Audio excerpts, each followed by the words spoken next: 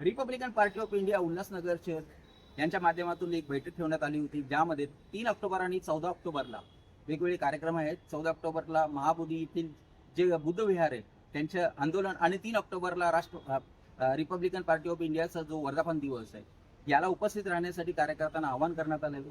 यावेळी जिल्हा अध्यक्ष नाना पागुल यांनी कार्यकर्त्यांशी संवाद साधला आणि पत्रकारांशी बोलताना सांगितले की आजची बैठक Republican party of India Ulhasnagar शहर जिल्ह्याची बैठक आयोजित करण्यात आली होती.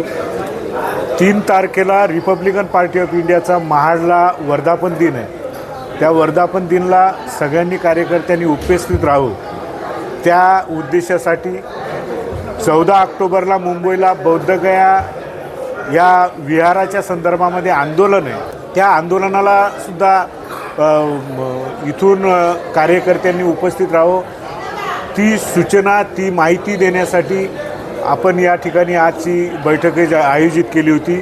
या बैठकीला आमचे रिपब्लिकन पक्षाचे नेते अण्णा रोकडे आहेत, जिल्ह्याचे कार्याध्यक्ष शांताराम निकम, अंबादास गायकवाड, पंडित निकम, नाना पवार, जिजाबाई चराटे हे सर्व पदाधिकारी आणि जिल्ह्यातले कार्यकर्ते उपस्थित होते.